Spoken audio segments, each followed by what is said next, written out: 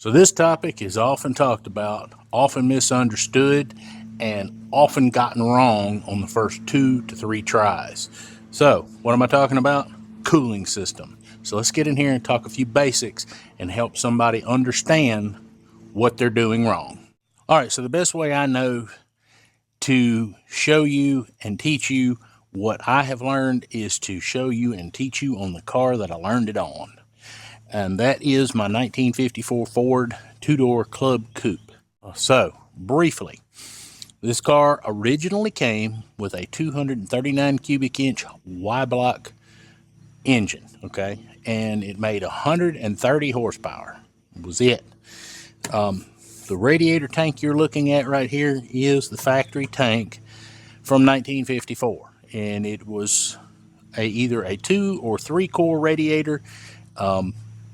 You're only trying to cool down 130 horsepower. Wasn't real hard to do back in the day. Had a modicum of a fan shroud, wasn't much to it, and a mechanical fan. Now, fast forward a little bit into that build, we acquired a 1965 327. Supposedly, it was from we were told that it was from a 65 Corvette. Whether that's true or not, we still don't know for sure, but we do know it is an actual 327 with the camel hump, fuelie heads, the whole bit. Had this engine built. It had a custom camshaft ground for it, and it does make this car a little bit hotter than the stock engine that came in it with 130 horsepower. I would say at minimum double that horsepower, and we're probably close to 300, maybe 3 1/4. No, this is not some ground stomping 327, but it is a little bit hotter than the 239 Y block that originally came in the car. So in the build, this was originally my father-in-law's car that we built together, and he wanted to keep the original look of this radiator in the car. Could have opted for a more glamorous or larger capacity aluminum radiator, but he wanted to keep this look. So the radiator that was in it was new, the core in it was new. So we put the car together and started trying to use it with the factory radiator for the 239. Car immediately was marginal at best going down the road. One thing to keep in mind is there was not enough room to put a mechanical fan on the front of this engine because of the distance we had to shift the engine forward, and we had a single electric fan. Matter of fact, this very fan right here, I still have it around. It was this very fan, and was not enough CFM, was not pulling enough air through that radiator in order to keep it cool. It was, as I said, marginal at best.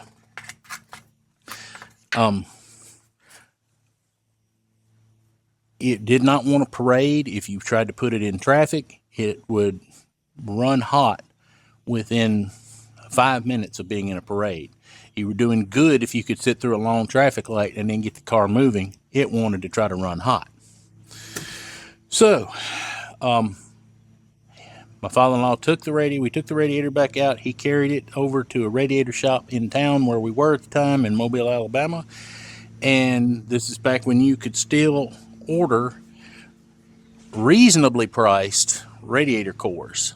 And he bought the core for this one. It was a 4-core. Time for a little coffee. Now, on with the story. We put the 4-core in, reattached the same fan, and experienced almost the same exact results. It was better. It did make it where it was more drivable in traffic, but when you tried to run the air conditioner, it was impossible to even think about running the air conditioner. Out on the interstate, it would run and it would be okay. But if you got into in-town, slower traffic, period, it would immediately try to run hot, cut the air conditioner off, and it was marginal. Now, What we finally figured out was that we did not have enough airflow. And I'm going to bring in a graphic demonstration here real quick, and I'm going to explain to you why we did not have enough airflow. All right, so what I have here is the radiator for my 1964 Mercury Comet. This is an actual 3-core radiator, and it was for a small block 260 Ford. But what I want to point out to you is, proportionately, I have a smaller fan that I have purchased for auxiliary cooling, not for primary cooling, but I wanted to demonstrate and show you what the problem is. If you'll look, you see that this fan is only drawing air through a small circle. The circle of those blades is all the air you are going to draw through this fan.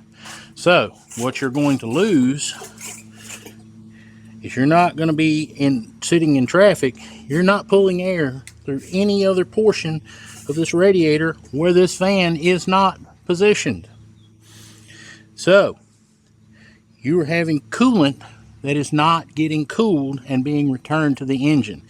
And you end up slowly over time, you have heat gain, and this fan is not enough to cool this radiator because of that reason right there.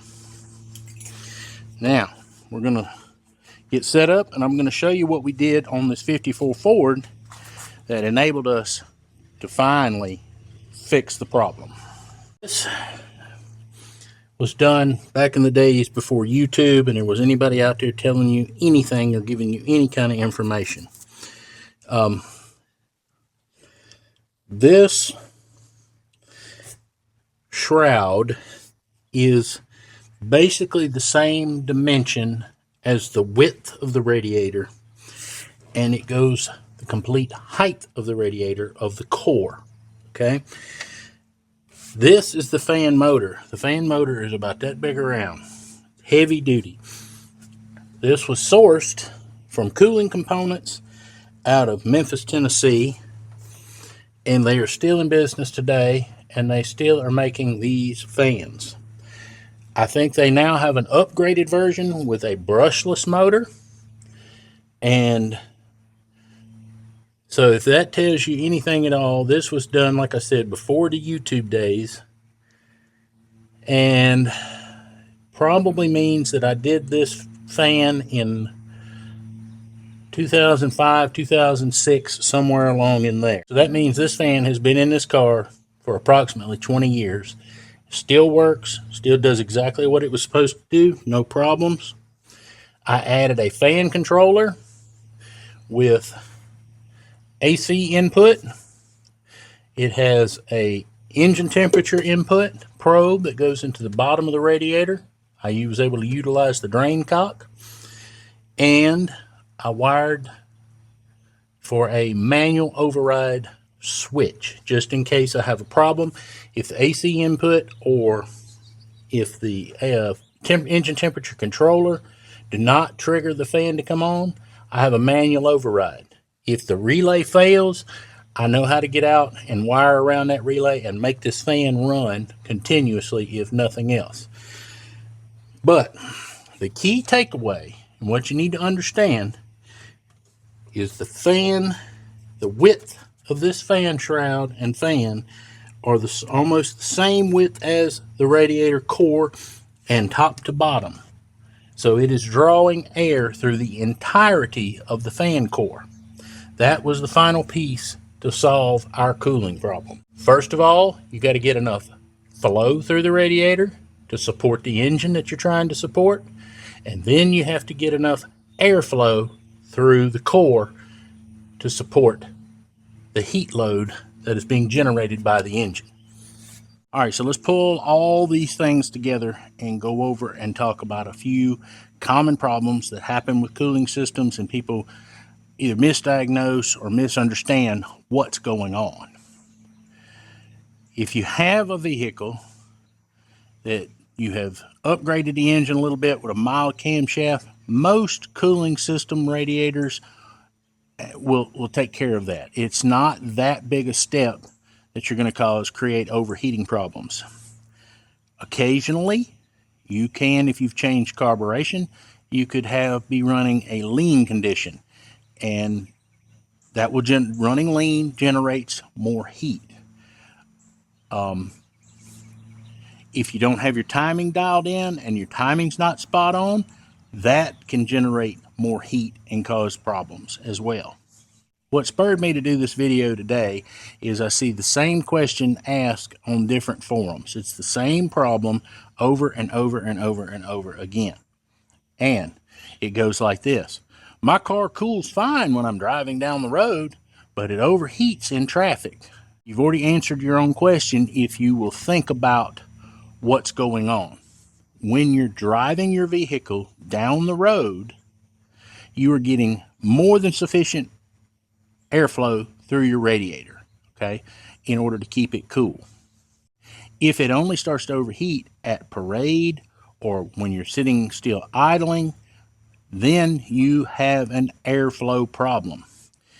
If you're running a mechanical fan, ask yourself, do I have enough shroud? Do I have a shroud on here? Is my fan close enough to the radiator to draw the air through properly? Okay. That's why they make different spacers. That's why they've got different shrouds that you can use. You have to run a shroud if you're going to run a mechanical fan. If you don't, you're asking for problems. The old cars that you used to see years ago, and they had a piece of a shroud and they had a mechanical fan and they're barely drawing any air through the radiator, some of those cars made 100 horsepower. They weren't generating the heat that a hot rod will generate, and so it's not as hard to keep them cool, okay? And if you'll look back in time, they still had overheating issues with those old cars when they would put them in parade situations. Sometimes they still were not able to keep the car cool. Let's look at another problem that I see occasionally. My car does great sitting in idling in traffic, but anytime I put it on the interstate, it begins to overheat. What does that tell you? Well, that can be one of two things. If it is an old factory style radiator that you're trying to reuse, you could have a clogged up core in the bottom. The bottom tank could be plugged, could have a bunch of sediment in it. A bunch of the flues could be plugged over, and it's not getting a sufficient flow through the radiator. Or you have a good radiator that is not capable of supporting the engine that you're trying to cool. There's not enough coolant flow and enough area, surface area, to keep the engine cool. And you need to upgrade to either a 4-core radiator or a larger diameter radiator, but something needs to be done to the radiator in order for it to stay cool. Part of your cooling system that we haven't talked about yet, that would be thermostats. I always see these suggestions that people put out there. Well, run a 160-degree thermostat and do this, and that'll help keep it cool. No, that doesn't work. And let me explain why. Yes, thermostat opens up sooner at 160 degrees, but if your capacity in that radiator is not enough to keep that engine cool, and the airflow going through that radiator is not enough to keep that engine cool, a 160-degree thermostat does not help you keep your engine cooler. For the life of the engine, you need to be running a minimum of a 180-degree thermostat. The newer engines are up 195, some are over 200, and that is because that's where the oil performs best. If you start running a cooler thermostat and you do manage to get everything else worked out, and you keep that cooler thermostat in there, and you think you're giving yourself more window to work in, what you're doing is you're going to allow the oil to sludge, and oil does not work correctly at 160 degrees. You would be surprised at what that extra 20 degrees will do for you. Oil is designed to work at 180 degrees or slightly higher. So you got to keep that in mind. And that brings me to the next thing on thermostats. And I often see people make this mistake. They think, well, I'm just not going to run any thermostat at all. Well, that's also a mistake because you don't have anything to regulate the flow to allow the engine to get up to temperature quick enough to start doing what it needs to do for the engine oil to allow the moisture to be burned out of the engine oil, for one thing. And on top of that, the flow rate could go through that radiator too fast, and you could end up having an overheating problem because you don't have any way to slow the water down. There's also the suggestion that pulley size can matter and overdriven, underdriven. But look, here's the thing. And this is what I said a few minutes ago. If you are basically going along with your stock components and you've only got a mildly warmed over performance engine, your basic stock stuff will keep the engine cool like it's supposed to be. You don't have to start trying to do the math and the geometry and all the stuff you got to do to figure out what size pulley you need. Running the stock pulleys is generally more than sufficient. What it comes down to, again, is the capacity of the radiator and the air that you can get through it. So I hope this information has given you an idea of what could be going on with your cooling system. It's good to keep in mind that I'm not talking about trying to keep some big, radical, massive cammed vehicle cool. What we're talking about is basically stock vehicles, and all this information is good for big block, it's good for small block, it's good for 4-cylinder engines. Thermodynamics doesn't change. You've got to have enough water flow and you've got to have enough airflow, period. One or the other is going to be, if you're running hot, one or the other is missing. So you got to figure out which one you got to have more of. So again, I hope that helps you figure out what you got going on with your car. Well, it's time for me to get back to work on that 64 Mercury Comet. And while I'm doing that, why don't you go watch another video coming on the screen right now.